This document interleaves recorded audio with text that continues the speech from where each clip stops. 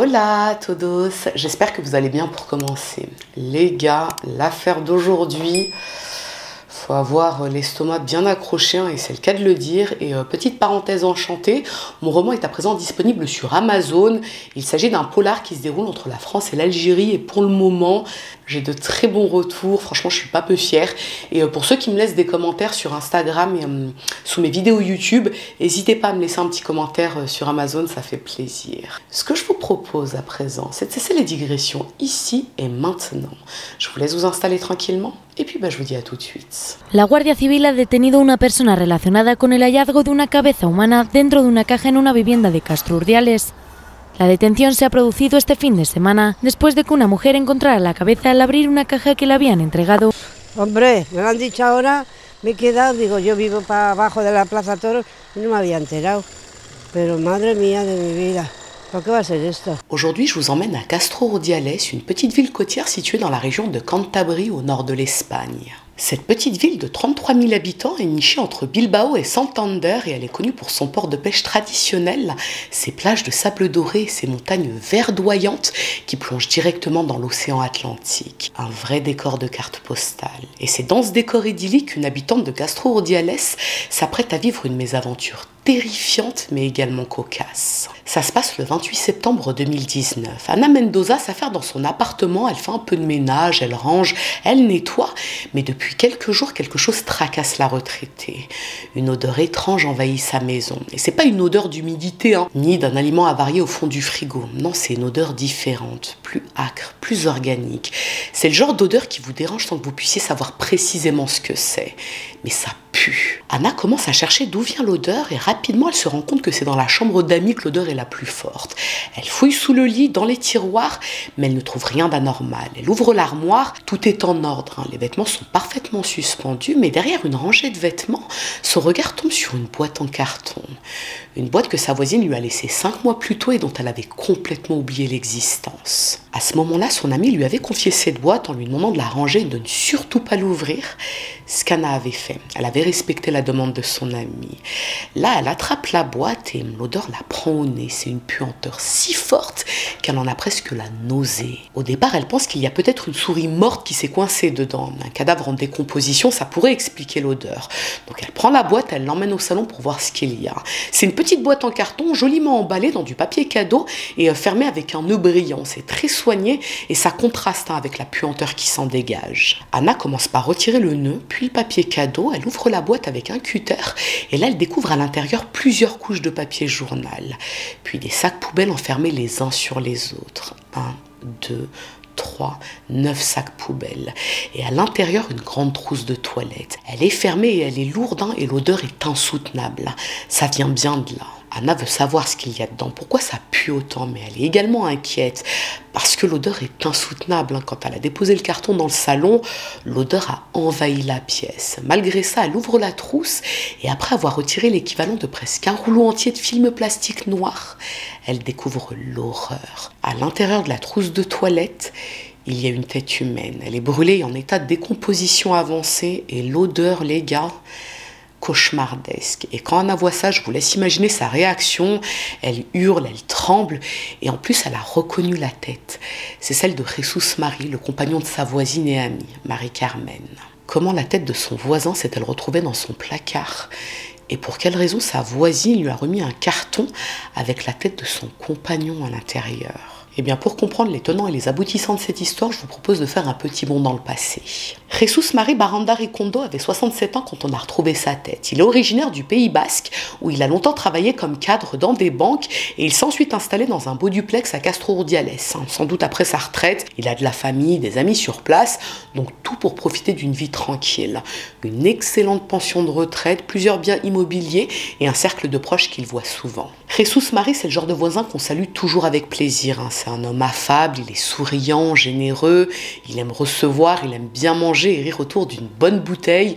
Bref, un Méditerranéen qui croque la vie à pleines dents. Et pour info, il a été marié, il a même eu un garçon et une fille, mais il n'était plus très proche d'eux au moment des faits. Et on ne sait pas exactement pourquoi. Cela dit, son frère Andrés et ses cousins vivent à proximité de chez lui, ils sont très proches, ils passent beaucoup de temps ensemble, et ils ont même un groupe WhatsApp sur lequel ils s'écrivent des messages quotidiennement. Jesús Marí, c'est un homme entouré, il est apprécié, il est respecté. Et c'est précisément dans ce quotidien bien rythmé que va apparaître Mari-Carmen. Maria del Carmen Merino Gómez a 61 ans au moment des faits, elle est originaire d'Utrera, près de Séville, et c'est l'aînée d'une fratrie de 6 filles. Et ce que l'on sait de son background, c'est que sa famille s'est installée au Pays Basque quand elle était adolescente, puisque son père policier y avait été muté. À 20 ans, cela dit, elle retourne dans le sud, là elle rencontre un entrepreneur dans le secteur de la fourrure, elle se marie et elle a elle aussi 2 enfants. Au départ, elle mène une vie confortable, son mari gagne bien sa vie, donc elle n'a pas besoin de travailler, mais la fortune ne dure pas et l'entreprise coule. Les dettes s'accumulent, et le couple finit par se séparer. Après son divorce, Mari-Carmen enchaîne avec une autre relation, mais là encore c'est un échec pour des raisons qu'on ne connaît pas forcément, et en 2009 elle décide de tout quitter, elle remonte dans le nord, à Castro Urdiales, où vit justement l'une de ses sœurs. Là, elle trouve un poste de serveuse dans un petit bar, ce qui lui apporte de la stabilité financière. Et puis, c'est un travail qu'elle aime bien. Mari-Carmen, c'est une femme souriante, elle est sociable et les clients sont sympas avec elle. Et c'est justement dans ce bar, en 2012, qu'elle rencontre Jesús Marí, le retraité qui croque la vie à pleines dents. Le courant passe tout de suite entre eux. Chaque fois que Jesús Marí vient, il se pose au bar pour discuter avec Mari-Carmen et de fil en aiguille, ils finissent par entamer une relation. Et tout se passe bien, tellement bien que moins d'1 an après leur rencontre, Mari-Carmen s'installe chez Jesús Marí. Rapidement après, elle arrête de travailler et elle prend également sa retraite. Bon, sa pension est modeste, mais celle de son compagnon est confortable. Donc ils vivent bien, le couple ne manque de rien. Resto, petits voyages, apéro entre amis, la dolce vita. Ou plutôt la dulce vida.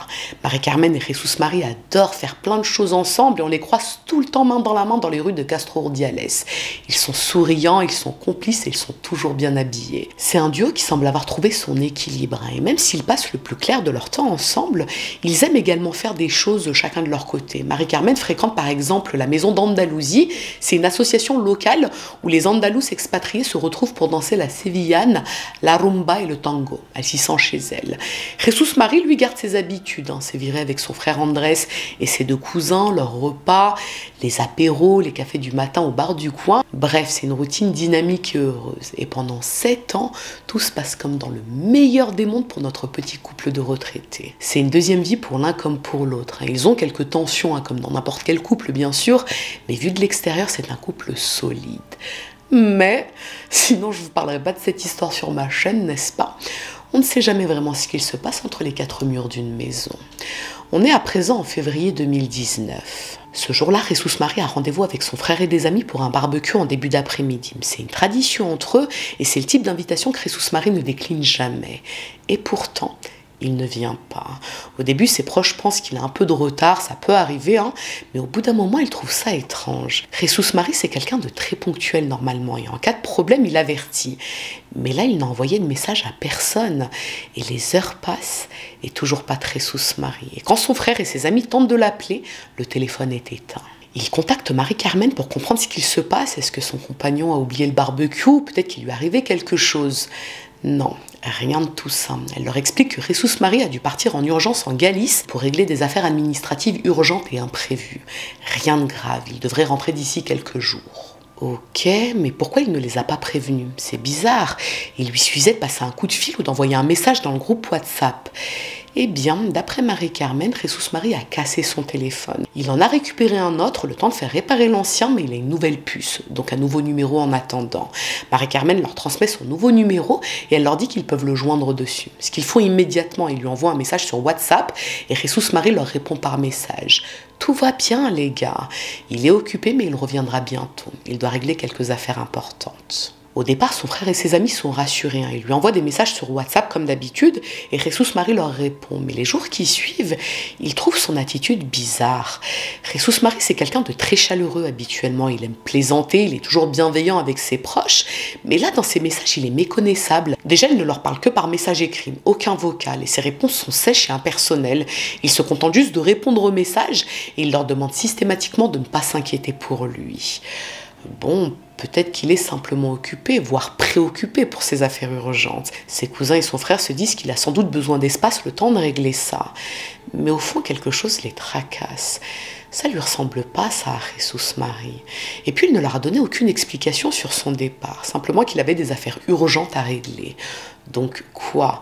Jesus Marie, le retraité, est soudainement devenu businessman. Et les jours qui suivent, Jesus Marie continue de leur répondre sur WhatsApp, mais toujours aussi froidement. Et il ne donne aucune nouvelle de son retour. Puis les jours se transforment en semaines. Et quand ses proches lui font remarquer qu'il trouve la situation étrange et même inquiétante, Jesus Marie leur répond que tout va bien. Il doit régler ses affaires avant de rentrer, il ne faut pas s'inquiéter. Mais il ne revient pas, il n'appelle pas et il ne donne toujours aucun détail.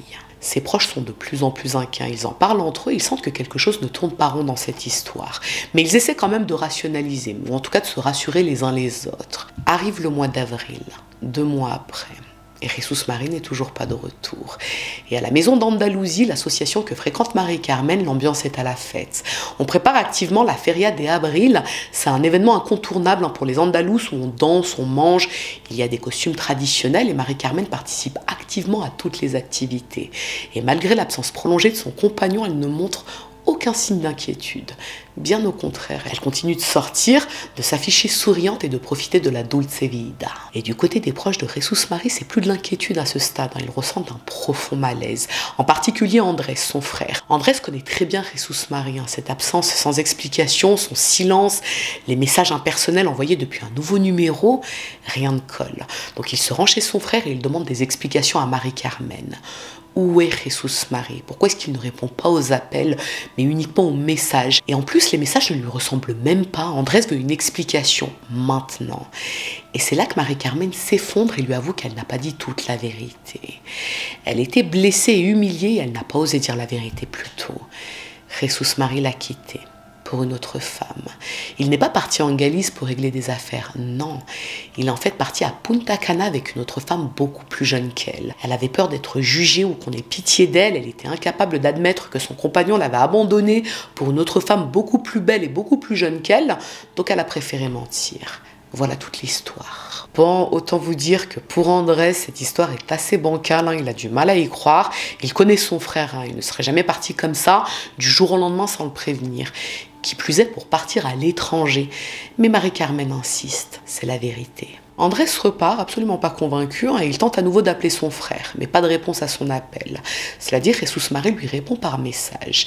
Des messages toujours aussi froids et distants. Andrés contacte ses cousins et ses amis, il leur parle de sa conversation avec Marie-Carmen, et tous partagent la même opinion. Cette histoire ne tient absolument pas la route. Plus personne ne croit à ce voyage improvisé pour aller régler des affaires en Galice, et personne ne croit non plus que Jesus Marie est parti du jour au lendemain pour une femme plus jeune. C'est évident que quelque chose ne va pas. Il renvoie un message sur le numéro de Jesus Marie, mais cette fois il pose un ultimatum. Si dans 48 heures ils ne reçoivent pas de nouvelles de sa part, une photo, un appel, un message audio ou vidéo, peu importe, la preuve qu'il va bien, ils iront signaler sa disparition à la police. Et c'est sans surprise que je vous annonce qu'ils n'obtiendront jamais de réponse à ce message. 48 heures plus tard, comme convenu, les proches de Jesus Marie se rendent au poste de police pour signaler sa disparition. Andrés explique aux policiers que son frère a disparu depuis maintenant 2 mois et d'après sa compagne, il serait parti avec une autre femme en République dominicaine, sans prévenir personne. Et depuis ce prétendu départ, personne ne l'a vu et personne ne l'a entendu. Les seuls contacts qu'ils ont, ce sont des messages WhatsApp qui ne lui ressemblent pas du tout. Les agents écoutent, mais selon eux, la situation n'est pas inquiétante. Après tout, Jesus Marie est un adulte, il est libre de ses mouvements, il a le droit de partir sans donner d'explication. En plus, il envoie des messages où il affirme que tout va bien. Il n'y a pas de raison de s'inquiéter, les gars. Mais étrangement, quelques heures après, Marie-Carmen se rend elle aussi au commissariat pour signaler la disparition de son compagnon. Et cette fois, contrairement à ce qu'elle avait dit à Andrés, elle affirme qu'elle s'inquiète elle aussi. Et elle veut même se joindre aux recherches. Après sa visite, les enquêteurs ouvrent enfin une enquête pour disparition inquiétante et ce qu'ils font en premier, c'est vérifier les mouvements bancaires de Jesus Marie. Et tout de suite, ça attire leur attention. Depuis le mois de février, plus de 12 000 € ont été retirés de son compte. Pas d'un coup, mais progressivement par tranche de 600 €, puisque c'est le montant maximal autorisé par sa carte bancaire pour chaque retrait. Et ces retraits ont tous été effectués à Castro Urdiales, dans un périmètre proche du domicile du couple. Tiens donc. Quand le frère et les cousins de Jesus Marie étaient venus au commissariat, les policiers envisageaient la possibilité d'un départ volontaire. Mais cette information change tout. Si Jesus Marie était réellement en République dominicaine, en Galice ou même à Lyon, why not, pourquoi sa carte bancaire a-t-elle été utilisée juste à côté de chez lui ? Les enquêteurs interrogent Marie-Carmen à ce sujet, lui demandent si elle a effectué ses retraits ou si elle sait qui aurait pu le faire.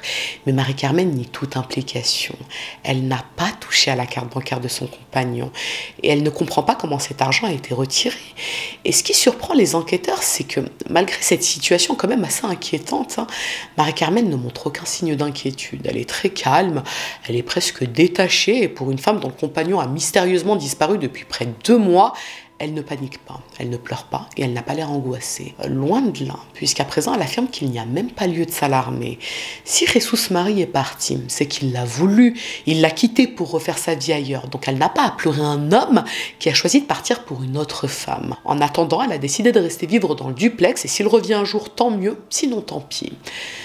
Cette sérénité, ce détachement, ça intrigue les enquêteurs. Et il y a un autre détail qui vient encore renforcer leurs suspicions. Les enquêteurs découvrent que quelques mois avant sa disparition, au mois d'août, si je vous dis pas de bêtises, Jesus Marie a modifié son testament. Et quand je dis modifié, les gars, c'est qu'il a carrément rayé son ex-femme. Il a désigné Marie-Carmen comme héritière. Alors dans certains articles, il est écrit qu'il a déshérité ses enfants et son ex-femme pour y mettre Marie-Carmen comme unique héritière. Dans d'autres articles, c'est plutôt indiqué qu'il a en fait rayé son ex-femme et qu'il a mis Marie-Carmen comme héritière à égalité avec ses 2 enfants. Donc s'il est amené à mourir, son patrimoine sera divisé en 3 parts égales entre ses 2 enfants et Marie-Carmen. Et dans un autre article que j'ai lu, parce que sinon ce ne serait pas drôle, n'est-ce pas, j'ai vu en fait qu'il a retiré son frère Andrés comme exécuteur testamentaire. C'est-à-dire que jusque-là, c'était Andrés qui était son exécuteur testamentaire. L'exécuteur, c'est celui qui veille à ce que le testament soit bien exécuté après le décès de la personne. Et il a retiré Andrés pour y mettre Marie-Carmen. Et ça, les gars, c'est pas anodin comme décision. On parle d'une femme ajoutée sur son testament après quelques années de relations seulement. Si vraiment ces 2 enfants ont été déshérités, c'est encore plus alarmant. Qui déshérite ses enfants pour y mettre sa nouvelle compagne? Bon alors oui, je sais ce que vous vous dites, officiellement Jesus Marie est toujours considéré vivant, mais disons que ce changement de testament ajouté au retrait bancaire et à l'attitude de sa compagne, ça soulève quelques questions, non? La police poursuit son enquête et Marie-Carmen sait qu'elle est désormais dans le radar des enquêteurs. Elle sait que la police va venir tôt ou tard fouiller le duplex pour rechercher des indices susceptibles d'éclaircir la disparition de Jesus Marie. Et c'est dans ce contexte qu'elle se rend chez sa voisine et amie Anna et qu'elle lui remet un carton joliment emballé. Marie-Carmen explique à Anna que la police va perquisitionner le duplex pour les suites de l'enquête, mais qu'elle a des objets qu'elle ne souhaite absolument pas que les enquêteurs découvrent. Des objets qu'elle a honte de montrer. Des sextoys. Elle raconte à Anna qu'elle les a mis dans le carton et qu'elle les récupérera plus tard, quand Jesus Marie rentrera. Mais il ne faut surtout pas ouvrir le carton, c'est beaucoup trop intime. Bon, Anna connaît Marie-Carmen depuis plusieurs années, elles s'entendent très bien, donc elle accepte de rendre ce service à son amie. Elle récupère le carton et elle le range dans le placard de la chambre d'amis sans se douter une seule seconde de ce qu'il y a vraiment à l'intérieur. Les semaines passent et toujours aucune nouvelle de Jesus Marie. Et le compte WhatsApp est désormais muet. Plus de réponse aux messages, comme si le téléphone avait été éteint. Jesus Marie s'est littéralement évaporé. Et pendant ce temps, Marie-Carmen continue de mener une existence parfaitement normale. Elle participe aux activités de la maison d'Andalousie, elle assiste à des dîners, elle apparaît souriante et détendue et elle vit toujours dans le duplex de Jesus Marie. Et pour les enquêteurs, l'affaire est une impasse. Sur quoi doivent-ils enquêter exactement? On ne sait pas ce qui est arrivé à Jesus Marie. Et entre-temps, le duplex a été perquisitionné et on n'a rien trouvé qui puisse aider la police dans l'enquête, qui pour le moment est au point mort donc. Jusqu'au mois de septembre. 7 mois se sont écoulés depuis la disparition de Jesus Marie et 5 mois depuis que Marie-Carmen a confié la boîte à sa voisine. Lorsqu'Anna Mendoza découvre la tête de Jesus Marie, c'est le choc. En plus de l'odeur, c'est dégueulasse à regarder. Anna a conservé la tête de son voisin pendant plusieurs mois à quelques mètres d'elle sans le savoir. Elle contacte aussitôt la police qui est ravie d'apprendre que leur enquête est enfin sur le point de trouver un dénouement. Les enquêteurs se rendent sur place et Anna leur raconte de nouveau toute l'histoire. 5 mois plus tôt, sa voisine et amie lui a confié cette boîte en lui faisant croire qu'elle contenait des sextoys. Elle avait accepté de la cacher parce qu'elle faisait confiance à Marie-Carmen. Anna pensait qu'elles étaient amies. Bon, Anna n'est pas au bout de ses peines. Spoiler alerte, Marie-Carmen ne la considère absolument pas comme son amie, mais on verra ça après. Horrorizada, más que sorprendida, atemorizada y pues con menos tranquilidad que antes, ¿no? Es una pena que estemos cada día peor. Que lo que he leído hoy día en el Facebook, ¿no? Y me ha parecido escabroso que apareciera una cabeza. Pero vamos, y me asombro más de que estén aquí, vamos, en mi casa. Pour en revenir aux enquêteurs, ils avaient déjà de gros doutes sur Marie-Carmen. Bon, à présent, le doute n'est plus permis. Elle est impliquée d'une manière ou d'une autre dans la mort de son compagnon. Elle est aussitôt interpellée, elle est interrogée, mais elle reste étonnamment impassible. Elle n'a rien à voir avec cette histoire. Rien. Elle affirme qu'elle ne sait même pas comment cette tête a pu se retrouver dans cette boîte, ça lui échappe totalement et elle répète la même histoire. Son compagnon l'a quittée pour une femme plus jeune, elle pensait qu'il allait bien et qu'il vivait sa best life, donc elle ne s'est pas inquiétée. D'ailleurs, il a envoyé des messages sur WhatsApp, non? Ça prouve bien qu'il est parti de la maison. En parlant de ça justement, les enquêteurs ont analysé les messages et les connexions de ce téléphone et ils ont découvert qu'il était systématiquement géolocalisé dans le duplex de Jesus Marie au moment de son utilisation. Il a ensuite été éteint quand l'enquête a démarré. La police procède à une nouvelle fouille complète du duplex, mais on ne retrouve ni le téléphone portable de Jesus Marie, ni le téléphone qui a servi à communiquer avec ses proches. Cela dit, ce que l'on retrouve grâce au luminol, ce sont des micro-éclaboussures de sang dans plusieurs endroits de la maison. On en trouve sur les marches de l'escalier, sur les moulures en hauteur et sur les murs du couloir. Ça, ce sont des endroits difficiles à atteindre quand on nettoie à fond une maison, non? Et ces taches indiquent qu'il y a eu une scène de violence dans le duplex. La perquisition permet également de trouver des tickets de caisse pour des achats très intéressants. Au mois de février, donc peu de temps après la disparition de Jesus Marie, Marie-Carmen a acheté une scie sauteuse, un marteau de grande taille et une tronçonneuse Bosch. Rien que ça. Elle a également acheté plusieurs produits de nettoyage puissants comme de l'eau de javel, de l'ammoniac, du détachant industriel et des gants renforcés. Et c'est marrant parce que ça m'a fait penser à Annalise Keating, vous savez, quand elle nettoie les sols de sa maison après le meurtre de son mari, le pervers. Pour ceux qui connaissent la référence, n'hésitez pas à me faire signe en commentaire. Pour en revenir à ces achats, on ne retrouve pas les articles dans le duplex, rien, ni les outils, ni les nettoyants. Et justement, pour les enquêteurs, ça prouve que Marie-Carmen s'en est débarrassée une fois qu'elle les a utilisés. Mais elle a oublié un détail, les sacs poubelles qui entouraient la tête de Jesus Marie. Ils ont été analysés, la scientifique a retrouvé ses empreintes un peu partout sur les sacs. Et comme si c'était pas suffisant, lorsque les enquêteurs saisissent le PC portable de Marie-Carmen et qu'ils fouillent son historique, ils trouvent quelques petites recherches internet fort compromettantes. Elle a notamment tapé « Si mon compagnon disparaît, puis-je toucher sa retraite ?» Que faire si une scie sauteuse se coince? En combien de temps un corps humain se décompose? Elle est une nouvelle fois interrogée, elle est confrontée à tous ces éléments, mais elle continue de nier. Oui, elle nie la bougresse. Elle affirme que ce n'est pas elle qui a fait ses recherches. La seule explication possible, c'est que quelqu'un a utilisé l'ordinateur sans qu'elle ne s'en rende compte. Et celui qui aurait pu faire ça, eh bien c'est le frère de son compagnon, Andrés.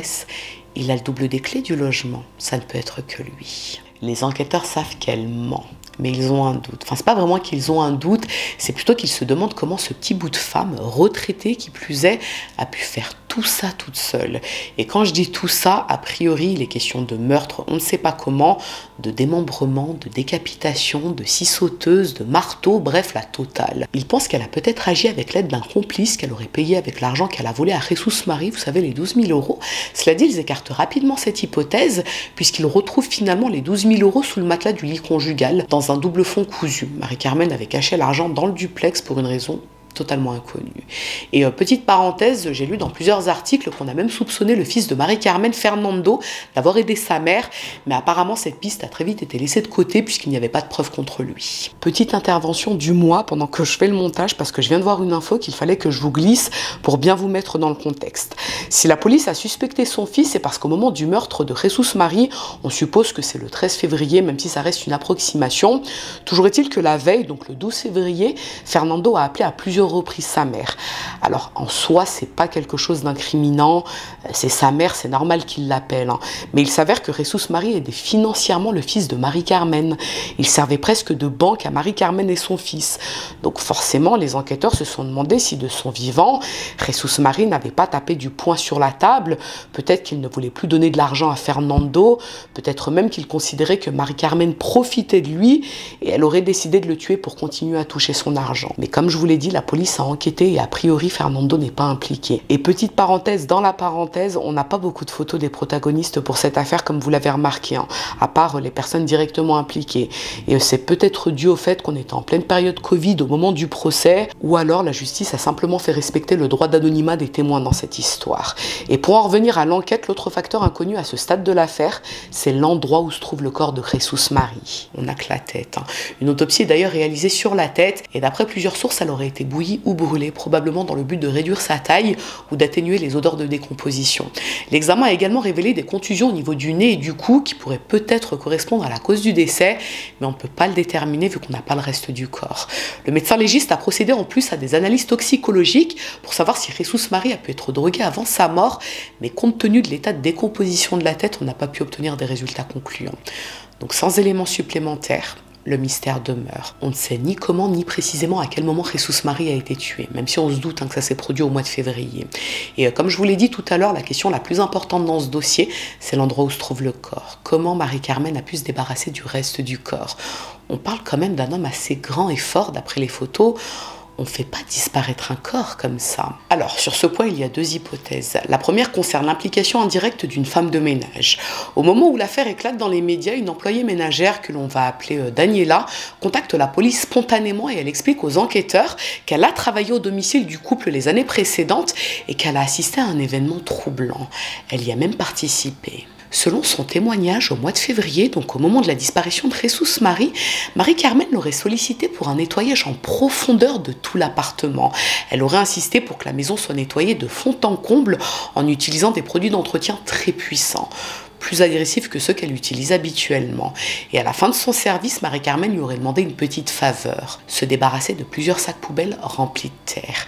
Les sacs étaient très lourds et volumineux et Marie-Carmen lui avait assuré qu'ils contenaient de la terre usagée qu'elle avait en trop sur la terrasse. Daniela explique aux enquêteurs qu'elle avait trouvé qu'il y avait beaucoup de sacs, ça lui avait semblé étrange aussi qu'ils pèsent aussi lourd, mais elle avait obtempéré aux demandes de sa patronne qui apparemment avait des douleurs aiguës au dos qui l'empêchaient de le faire elle-même. Marie-Carmen lui avait demandé de les jeter dans différents points de collecte parce que d'après elle, il était interdit de jeter de la terre dans les conteneurs classiques et que le dépôt en déchetterie était payant. L'instruction de Marie-Carmen était claire, prendre la voiture et jeter les sacs un par un dans des poubelles situées à différents endroits de la ville ou des localités voisines pour ne pas éveiller les soupçons en remplissant des conteneurs avec une quantité inhabituelle de terre. Daniela avait fait tout ce que sa patronne lui avait demandé. Après tout, même si la situation lui avait semblé loufoque, ça ne l'avait pas alerté. Pour les enquêteurs, ces éléments convergent vers une seule hypothèse.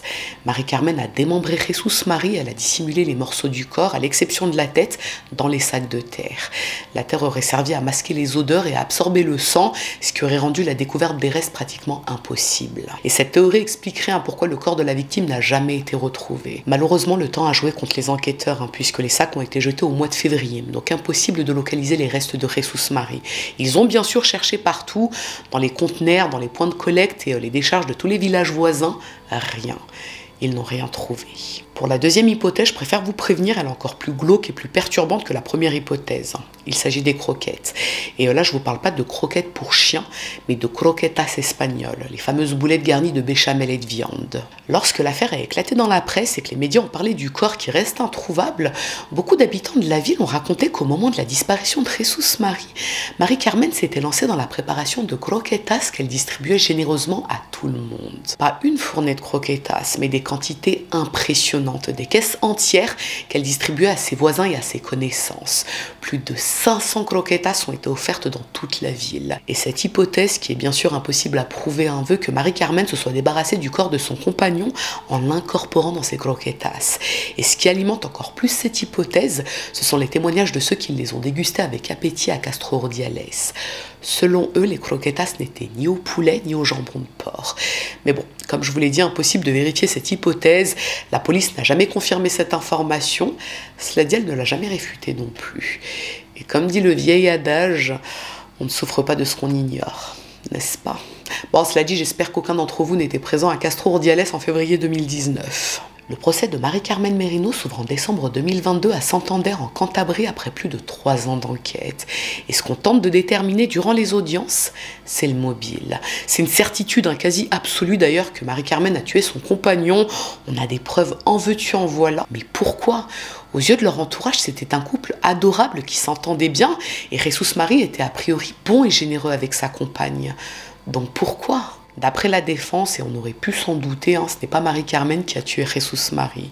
Il n'y aurait aucune preuve directe de son implication, si ce n'est sa tête dans un carton. D'après l'avocat, l'autopsie de la tête n'a pas permis de déterminer la cause précise du décès, et en l'absence du corps, on ne peut savoir s'il s'agit d'une mort violente ou naturelle. Selon lui, Jesus Marie a très bien pu mourir d'une crise cardiaque, d'un accident domestique, ou du Covid. Et lors de son interrogatoire, Marie-Carmen nie une nouvelle fois avoir remis à sa voisine la tête de Jesus Marie. Ok, c'est vrai, elle lui a remis une boîte, elle veut bien l'admettre, mais elle y avait mis des sextoys, rien de plus. Et elle ne sait pas comment cette tête s'est retrouvée là. Et elle va même jusqu'à suggérer que sa voisine et amie, Anna, était en fait intéressée par Jesus Marie et qu'elle aurait pu, pour une raison obscure, le tuer et conserver sa tête. ¿Le entregó usted un paquete con la cabeza de su marido dentro a Carmen Mendoza? No, en ningún momento.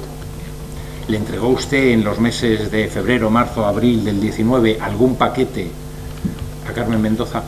Sí.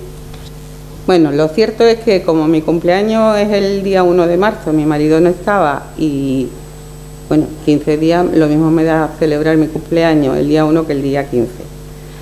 Pues el regalo me lo había hecho yo había ido comprando cosas íntimas. Cuando dice cosas íntimas, ¿a qué se refiere? Vamos a aclararlo, porque es que si no, si hablamos así con misterio... Vale, pues juguetes sexuales. Y lo tenía allí pues, esperando que viniera. Cuando ya las cosas se empezaron a complicar, pues la verdad es que me daba muchísima vergüenza que si por casualidad la policía iba a casa, se encontraran eso allí. Y entonces pues le dije, bueno, le lo dije a Ani, me dijo que no había problema y fue Mari Carmen y se lo di a Mari Carmen. ¿Le dijo qué? Que tenía juguetes sexuales ahí y que me lo guardara. Vous vous doutez bien que pour le tribunal, là encore, ça n'a ni queue ni tête. Sans jeu de mots. Bref, il y a une montagne de preuves contre Marie-Carmen. C'est elle, ça ne peut pas être autrement. Ok, Marie-Carmen finit par avouer. Oui, c'est bien elle qui a remis la tête de son compagnon à sa voisine, mais, et là je veux vous entendre le dire avec moi, ce n'est pas ce qu'on croit. Elle va bien sûr tout nous expliquer. Elle raconte qu'au mois de février 2019, Jesus Marie a disparu. Bon, jusque-là ça bouge pas. Mais un matin, peu après sa disparition, elle a trouvé la boîte posée devant la porte de son domicile. Et en l'ouvrant, elle y a découvert la tête de son compagnon. Et sur le coup, ça l'a choquée, elle s'est effondrée. La tête de Jesus Marie, l'amour de sa vie, était mort. Prise d'émotion, elle aurait décidé de garder la tête comme un souvenir. Sa tête, c'était la dernière chose qui lui restait de lui. Mais elle ne voulait en parler à personne. Et puis lorsque l'enquête a démarré au mois d'avril, elle a eu peur que la police fouille son domicile et trouve la tête. On la lui aurait prise. Ça n'aurait pas été juste. Elle voulait garder cette tête. Elle aimait la tête. Donc elle a tout logiquement décidé de la confier à sa voisine en espérant la récupérer plus tard, le temps que l'enquête se calme. Mais ça ne s'est pas calmé, sa voisine a ouvert le carton. Pour le tribunal, Marie-Carmen ment. Ça c'est acté, qui reçoit des têtes dans des cartons et décide de les garder en souvenir. En fait, le sujet de la culpabilité est déjà tranché pour le tribunal. Le point important, c'est le mobile. On y revient encore une fois parce que ça n'a pas de sens. Pourquoi Marie-Carmen a tué son compagnon? Est-ce que c'était pour l'argent? Jesus Marie lui offrait tout ce dont elle rêvait. Il la traitait avec générosité, il lui offrait des cadeaux, des voyages, il lui avait même ouvert l'accès à ses comptes pour qu'elle se serve. Et si le mobile, justement, c'était que Marie-Carmen s'apprêtait à perdre cette vie de rêve que Jesus Marie lui avait offert. D'après certains proches du couple, les semaines précédant le meurtre de Jesus Marie, il y avait des tensions dans le couple. C'était très inhabituel. Et Jesus Marie aurait même confié à son cercle intime l'idée de se séparer. C'était pas encore clair pour lui, mais il y songeait. D'après le ministère public, le mobile serait donc l'argent. Marie-Carmen aurait agi pour conserver son train de vie et dans le but de s'approprier l'héritage de Jesús Marie. Elle aurait passé des mois à le convaincre de la désigner comme héritière de ses biens et une fois son objectif atteint, elle serait passée à l'acte. Et c'est vrai que le passé de Marie-Carmen appuie cette hypothèse. Elle a traversé des périodes de grandes difficultés économiques dans sa vie. D'abord au sein de sa famille, ils ont vécu très modestement, puis avec son premier mari. Dès qu'il a rencontré des difficultés financières, elle a divorcé. Mais ce qu'on apprend surtout, c'est que son nom apparaît dans plusieurs affaires d'escroquerie. En 2013 et en 2017, elle a été arrêtée en Galice parce qu'elle était soupçonnée d'avoir soutiré de l'argent à 2 hommes sous promesse de remboursement. Des promesses qu'elle n'a jamais tenues, évidemment. Et elle a également extorqué 6 000 € à l'ancien compagnon de sa tante à Cadix. Son mode opératoire était systématiquement le même. Elle séduisait un homme à qui elle demandait une grosse somme d'argent qu'elle promettait de lui rendre, et idem pour les sociétés de crédit, elle en a contracté plusieurs qu'elle peinait à rembourser. Mais avec l'héritage de Jesús Marie, ses problèmes financiers disparaîtraient, non? Ok, ça se tient, mais le problème c'est que si Jesús Marie est uniquement portée disparue, elle ne pouvait pas toucher l'héritage. Eh bien justement les gars, la thèse soutenue par l'accusation, c'est que Marie-Carmen a conservé la tête non pas par attachement ou parce qu'elle ne savait pas quoi en faire, mais au contraire parce qu'elle savait pertinemment ce qu'elle comptait en faire. Son plan justement, c'était de garder la tête un certain temps dans le but de prouver la mort de son compagnon. Une fois que l'enquête se serait calmée, elle aurait placé la tête dans un endroit facilement localisable pour qu'elle soit retrouvée par les autorités. À ce moment-là, le décès de Jesús Marie aurait été officiellement constaté. Donc pas besoin d'attendre le délai légal de 10 ans qui est nécessaire pour déclarer une personne disparue comme morte et débloquer son héritage. Mais c'était sans compter sur l'odeur nauséabonde qui a failli intoxiquer notre pauvre Anna. D'ailleurs, petite parenthèse à son sujet, en fonction des articles de presse, elle est soit nommée Anna, soit Carmen, soit Marie-Carmen. Son vrai prénom, c'est apparemment Marie-Carmen comme notre protagoniste. Donc pour éviter toute confusion, j'ai gardé Anna. Et jusqu'à aujourd'hui, elle est encore traumatisée par cette histoire. Elle a même un suivi psychologique, ce que l'on peut comprendre. Pour en revenir au procès, le ministère public estime que toutes les preuves présentées, à savoir les recherches internet, la géolocalisation du téléphone portable, les achats, les empreintes sur les sacs poubelles, la tête, bref, tout ça est suffisamment concluant pour déterminer la culpabilité de Marie-Carmen. Le procureur requiert 25 ans de prison, tandis que l'avocat des parties civiles demande la perpétuité. Et après 10 heures de délibération, le jury déclare Marie-Carmen coupable d'homicide et de décapitation. Elle est condamnée à 15 ans de prison pour homicide avec la circonstance aggravante d'avoir été commis sur conjoint. Et concernant le mobile, eh bien, écoutez, la Cour estime que son acte a été motivé par l'intention de profiter financièrement des biens et de l'argent de son compagnon. Et elle est également condamnée à verser en guise de réparation 18 000 € aux frères de Jesús Marie et 20 000 € à chacun de ses enfants. Et là, j'imagine que vous vous demandez certainement pourquoi 15 ans de prison alors que le procureur avait requis 25 ans et pourquoi homicide et pas assassinat.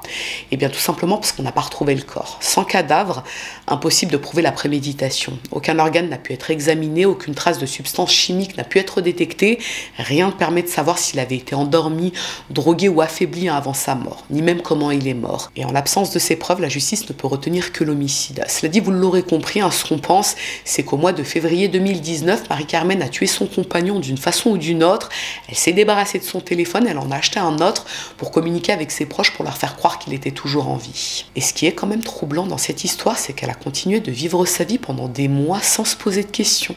C'est comme si elle pensait que personne ne s'inquiéterait pour Jesús Marie. Elle purge aujourd'hui sa peine et elle devrait être libérable d'ici 2034 ou 2035, tandis que la famille de Jesús Marie continue de vivre avec cette question. Comment ? Comment a-t-il été tué et où se trouvent les restes de son corps? Est-ce que ces restes ont été dispersés par la femme de ménage un peu partout dans la commune ou est-ce qu'il a été mangé sous forme de croquetas? Le mystère reste entier. Ce que l'on peut malgré tout noter, c'est que sans la voisine, l'enquête serait sans doute restée au point mort et Marie-Carmen aurait continué de vivre sa dulce vida, avec l'héritage de son compagnon, bien sûr. Voilà tout pour cette affaire, les gars. Bon, pour ma part, je préfère croire que les restes du corps ont été jetés à gauche et à droite, parce que me dire qu'ils l'ont mangé, miskine, je trouve ça terrifiant et pénible aussi à vivre pour la famille de Jesús Marie. Vous n'hésitez pas à me donner votre avis, votre hypothèse sur cette affaire dans l'espace commentaire. Et elle aura nié jusqu'au bout quand même, cette folle dingo. Jusqu'au bout. Elle a même essayé d'accuser sa voisine. Ça, j'ai trouvé que c'était fort de café. Anna qui considérait Marie-Carmen comme sa copine, les gars. Ouais, et sinon, petite parenthèse, rien à voir, mais enfin, rien à voir si, mais j'ai trouvé que cette histoire m'avait fait penser, enfin, cette histoire, pas l'histoire, toute l'histoire, mais vous savez, le fait qu'elle ait coupé la tête et qu'elle l'ait faite ensuite bouillir ou brûler, ça m'a fait penser à l'affaire Sylvie Revie-Riego, je crois que ça s'appelle comme ça en France, parce qu'elle avait fait la même chose avec la tête de sa copine. Ouais, je trouve ça terrifiant de se dire que, genre, ça les a pas perturbés, ça les a pas dégoûtés, ça les a pas révulsés ou effrayés de faire cuire une tête humaine. C'est fou. Enfin bref, ce que je vous propose à présent, c'est que si cette affaire vous a intéressé, à défaut de vous avoir plu, n'hésitez pas à mettre un petit j'aime sous la vidéo, mais surtout, n'hésitez pas à vous abonner, c'est encore mieux. Je vous dis à très bientôt.